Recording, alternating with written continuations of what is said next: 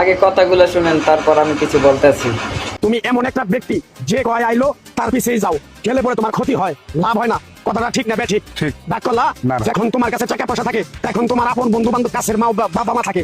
যখন তোমার কাছে টাকা পয়সা থাকে না, তোমার আত্মীয় স্বজন কোনো বন্ধু বান্ধব তোমার কাছে থাকে না। কথাটা ঠিক না ঠিক? ঠিক। ডাক করলা। না, না। এই কথাগুলো আগে পিছনে কোনদিন বলছিলা? না। তুমি মানুষের পিছনে যায় হাজার হাজার টাকা পয়সা নষ্ট করো, তোমার পিছনে এসে কেউ 10 টাকা ক্ষতি করে না। কথাটা ঠিক না ঠিক? ঠিক। আরেকবার কও বিসমিল্লাহ, বিসমিল্লাহ। আরেকবার কও সুবহানাল্লাহ। সুবহানাল্লাহ। বিশ্বাসে বস্তু মিলে তর্কে বহুদূর। তোমার যে কথাগুলো বলছি সত্য বলছি না মিথ্যা বলছি? সত্য। তুমি এমন একটা ব্যক্তি, মানুষের দুঃখ কষ্ট দেখতে পারো না, তার পাশে যাই দাঁড়াও, তারা এসে তোমার পিছন থেকে ক্ষতি করার জন্য ঘুরে। কথাটা ঠিক না ঠিক? ঠিক। রাগ করলা। না। কিছুদিন আগে একটা বিপদে পড়ছিলা, অনেক বন্ধু বান্ধবের কাছে 10-20-50 হাজার টাকা হাওলা চাইছো, তারা তো ফোন করেই নাই, তোমার সাথে এখন যোগাযোগ বন্ধ করে দিছে। কথাটা ঠিক না ঠিক? ঠিক, ঠিক। রাগ করলা। না, না। এই তাবিজ গাছ গাছরা দিয়া কারো কাছে টাকা পয়সা নিয়ে খাই না, তোর কাছ থেকে সামান্য কিছু টাকা নিয়ে আমি একসঙ্গে হোটেলে খামু, দিতে পারবি? পারবো। পারবি? পারবো। হাইট লাগবো না, তোর মনটা খুবই বড়। কেউ 50 টাকা চাইলে তার 5,000 টাকা দিয়ে দেস। কথাটা কি করছি বুঝতে পারছ?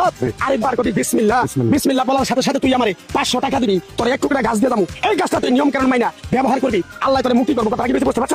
আরেকবার কবি বিসমিল্লাহ। বিসমিল্লাহ। যা হালার ও হালা, তুই বাঘের মতো একটা পোলা, তুই বিলেই গেলে এই দুইটার কথাই। শালা তুই এই পুরুষের কথাই তো বিলেই গেছো। আর যদি একটা নারী ধরতে তাইলে যে তুই কি করতি? তুই 500 টাকা না, তুই 5,000 টাকা দিয়ে তারপর প্যান্ট শার্ট খুললে তারপরে চলে যাইতি।